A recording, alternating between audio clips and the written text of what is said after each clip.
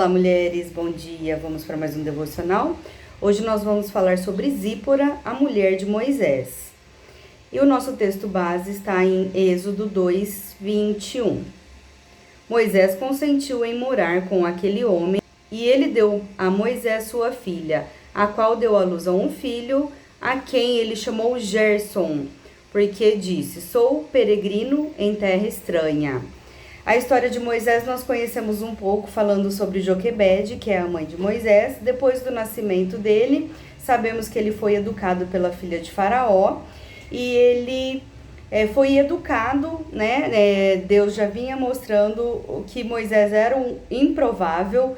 Tudo que poderia ser de improvável foi acontecendo com Moisés. Como Moisés foi educado por sua mãe, que ela o amamentou e o criou, sendo paga pela filha de Faraó, ele sabia que ele era um hebreu. E um dia ele está no Egito, vê um egípcio maltratando um hebreu e ele mata esse egípcio e enterra na areia. E no dia seguinte ele vê dois hebreus contendendo e ele intervém, repreendendo o culpado, e o culpado diz a ele: acaso vai me matar como matou o egípcio? Então, sabendo que ele foi descoberto, que ele havia matado o egípcio, ele foge para que os egípcios não deem a punição. Fugindo, ele vai até um poço, fica por ali, e nisso vieram algumas mulheres. Existia um sacerdote que tinha 7 filhas e que cuidavam do seu rebanho. E essas meninas davam água para suas ovelhas. E os pastores começam a enxotar essas meninas, essas mulheres, para que elas não peguem água e deem ao seu rebanho. E Moisés intervém defendendo as meninas e contra os pastores e serve água ao rebanho delas. E elas vão mais cedo para casa e falam sobre esse egípcio que as livrou da mão dos pastores. E elas voltam a Reuel mais cedo e o pai pergunta a elas por que elas voltaram mais cedo. Aí elas contam a história, que havia ali um egípcio que defendeu e tirou água e ainda deu de beber ao seu rebanho. Ele fala: e vocês deixaram esse moço lá? Vão até ele, chamai para comer pão conosco. Sabemos que esse símbolo de comer pão é o símbolo mais próximo para chamar para dentro de casa. Então eles hospedaram a Moisés, uma certa intimidade. E Jetro, que é o pai das meninas, dá Zípora como mulher. E nesse versículo do 21 vai dizer que ele casou-se com Zípora e deu à luz a Gerson. Moisés experimentava um amargor na alma e colocou o nome do filho de Gerson, sou peregrino em terra estranha. Lembram-se de Miriam, que Miriam em Números 12 vai dizer que Moisés usou isso de pretexto, casou com uma cuxita. Eles tinham hábitos diferentes e aparência diferente. Ela, além de ser negra, os midianitas adoravam outros deuses. Então, provavelmente aqui, Jetro era um homem bom, era um sacerdote, mas como não tinha a linhagem do povo hebreu, de Israel, não eram filhos de Israel, eles adoravam a outros deuses. Mas nós vamos ver mais pra frente o que acontece com Jetro. Próximos capítulos, capítulo 3 é quando Deus aparece na sarça ardente para Moisés. Moisés fica encantado, e Deus vai falando com ele sobre a missão que ele tem para libertar o povo hebreu, que ele teria que ir até Faraó e que ele poderia ir tranquilo, que o povo que o ameaçou matá-lo já havia morrido.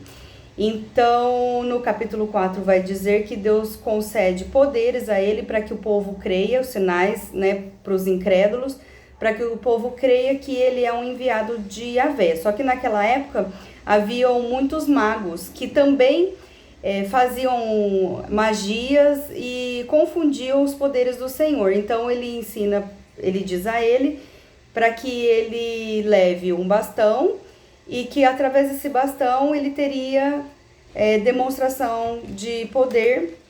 Mais de 3 vezes demonstraria o poder para que o povo cresce, Faraó cresce, que ele era um enviado de Yahvé.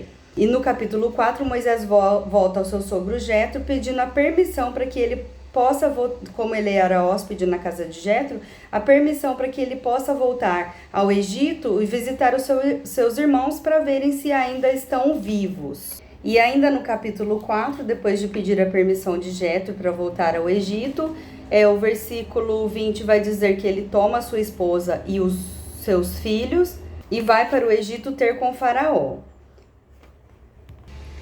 E nesse momento que ele sai com a sua família para ir a Faraó, o Senhor começa a falar a Moisés, quando voltares ao Egito, para que ele faça todos os milagres que Deus ensinou a ele através do bordão, e que diria a Faraó que se Faraó não deixasse Israel adorar ao Senhor, sair com toda a família para adorar ao Senhor, que ele feriria os primogênitos de Faraó e traria morte aos primogênitos de Faraó. Então, Moisés, no caminho, interessante no versículo 4, vai dizer assim: estando Moisés no caminho, numa estalagem, entrou o Senhor e o quis matar. Muito provavelmente que os historiadores dizem que ele ficou doente a ponto assim, de ficar de cama. E ele e sua esposa, pelo próximo versículo, provavelmente disseram: eu estou em pecado, eu feri ao Senhor, porque não circuncidei nosso filho, né? A gente, quando fica no momento de vulnerabilidade, a gente começa a pensar, onde foi que eu errei, o que está acontecendo. Então, Zípora tomou uma pedra aguda, cortou o prepúcio do segundo filho, lançou aos pés de Moisés e lhe disse: sem dúvida tu és para mim esposo sanguinário. Assim, o Senhor o deixou. Ele deve ter sido curado nesse momento. Deve ter sido, provavelmente, uma doencinha santa, um espinho na carne, para Deus fazê-los refletir e para ela ver também o propósito de Deus, deixar Moisés seguir a sua missão. E o versículo 26 vai dizer assim: o Senhor o deixou. E ela disse: esposo sanguinário por causa da circuncisão. Então nós vemos que ela ainda não tinha uma fé genuína no Senhor. E Moisés vai com Arão a Faraó e discorre todo esse tempo. Não sei qual é o momento que ela volta para casa do seu pai, e só no capítulo 18, depois que aconteceu tudo, que Moisés libertou o povo, que eles passaram ileso pelo Mar Vermelho, e todo o povo do Egito que queria matar Moisés foi morto. Só aí, então, no capítulo 18, aparece Jetro, o sogro de Moisés, que traz a sua filha e a sua filha de Jetro, e os dois filhos de Moisés, entregando a ele. E o segundo filho de Moisés, esse que foi circuncidado, ele deu o nome de Eliezer. Deus é a minha ajuda, porque Deus apareceu a ele e prometeu todas as coisas que ia fazer para libertar o povo hebreu do Egito. E nesse momento que Jetro traz Zípora, Gerson e Eliezer, ele começa a conversar, e a Bíblia vai dizer assim que Jetro conversa com Moisés perguntando, né, como foi, como está. E eles entram na tenda para comer pão, na intimidade, e Moisés diz tudo o que aconteceu, todas as maravilhas do Senhor. E Jetro diz: então hoje eu entendo, eu vejo que o seu Deus é o maior Deus entre todos os deuses. Então nós vemos aqui que Jetro tinha uma fé em deuses pagãos. Ele era um bom homem, era de uma cultura diferenciada, mas que ele pôde reconhecer o senhorio do Deus Yahvé, do Jeová, o Deus de Moisés. E que provavelmente ele era um sogro que dizia à sua filha: não, fica firme no propósito, seu marido é um homem bom. E com essa atitude desse homem, provavelmente ele aconselhava Zípora. Então isso nos faz pensar que isso foi mais uma improbabilidade da vida de Moisés, né? Um hebreu que foi criado por egípcio, que teve toda uma cultura egípcia, uma cultura sofisticada, e depois foi caminhar no deserto com o povo. Ele é totalmente uma história de um improvável. Casa com uma estrangeira, cuxita, com uns dogmas totalmente diferentes do que ele estava acostumada, mas depois Deus mostra, através de Jetro, que eles tiveram uma conversão genuína e que esse sogro provavelmente guardou, pode ir na sua missão, entendeu que era uma missão genuína, importante para Moisés salvar o povo, e ele diz que Deus livrou da maldade do povo de Faraó o seu povo. Esse povo arrogante caiu por terra. Então o sogro de Moisés pegou o holocausto, sacrifícios e sacrificou, e aqui o Deus é com D maiúsculo. Veio Arão e todos os seus anciões e comeram o pão com o sogro de Moisés diante de Deus. Então mostra uma conversão genuína. E Zípora aqui para nós, então, vai nos mostrar que mesmo nos momentos de raiva, que a gente não aceita a missão do Senhor, que a gente não reconhece, você que tem um homem que é cristão e você talvez não seja cristã, entender que se esse homem ama muito a Deus, a sua família está com certeza num lugar seguro, porque o princípio da sabedoria, a Bíblia vai dizer que é o temor do Senhor. Em Hebreus 3, Paulo vai dizer que Cristo, provavelmente Paulo, né? Nós não temos certeza de quem escreveu Hebreus, mas a forma da escrita, muito provavelmente foi Paulo. Então ele vai dizer que Cristo é superior a Moisés, o perigo da incredulidade e da desobediência. E no versículo 5 ele diz assim: Moisés era fiel em toda a casa de Deus, como servo para testemunho das coisas que haviam de ser anunciadas. Cristo, porém, como filho, em sua casa, qual somos nós, guardamos firme até o fim a ousadia e a exultação da esperança. Assim, pois, como diz o Espírito Santo, hoje, se ouvirdes a sua voz, não endureçai o vosso coração, como foi na provocação no dia da tentação do deserto. Então, Moisés é o próprio símbolo para nos dizer assim, convertam-se, né? E se ela tinha um homem temente a Deus, fiel a Deus, no primeiro momento nós vemos que ele era oscilante, né? O que a Bíblia diz, ânimo dobre, e depois foi um homem firme que viu as maravilhas do Senhor. Talvez essa fé oscilante vinha um pouco da influência da cultura na qual ele viveu, apesar de ser hebreu, mas ele foi um homem fiel, temente ao Senhor e que teve essa ousadia, essa exultação de esperança e trouxe libertação a esse povo. Então que se hoje ouvirdes a voz de Deus, com toda a provocação que esse homem passou, deve ter sido muito difícil para ele e para Zípora também. Um líder sempre tem lá suas dificuldades, né? O povo reclamando que não tinha carne, eles recebendo maná, eram açoitados no Egito. Então é uma situação bem delicada.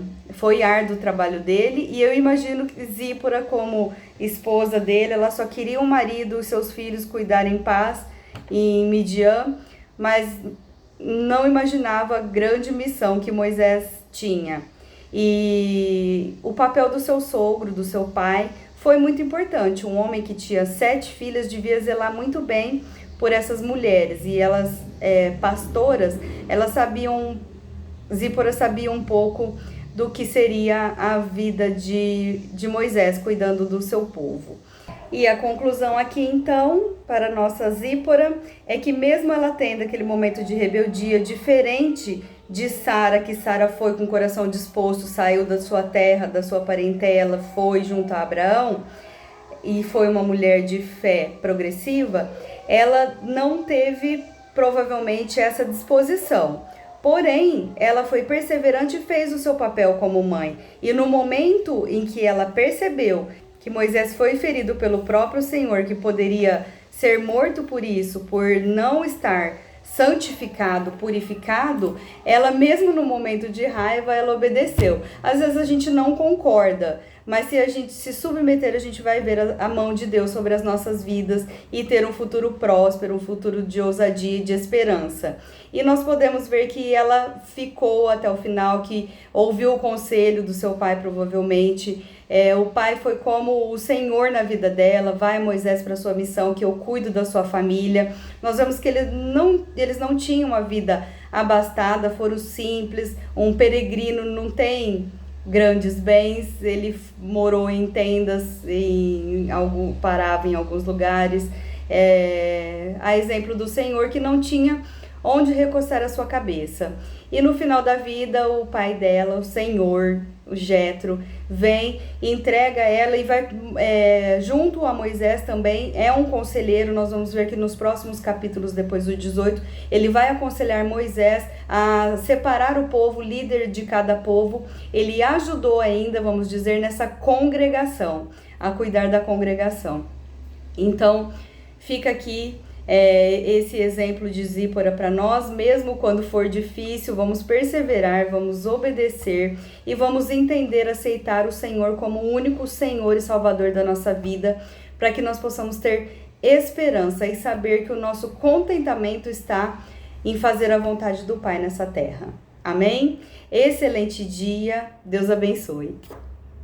Sei que um dia saberei tudo o que tens pra mim, face a face te verei, rodeado de poder. Todo meu temor se vai com a luz do teu amor, onde posso encontrar tua eterna paz, Senhor, onde flui adoração e as ruas de ouro são. Levantamos nossa voz a te saudar.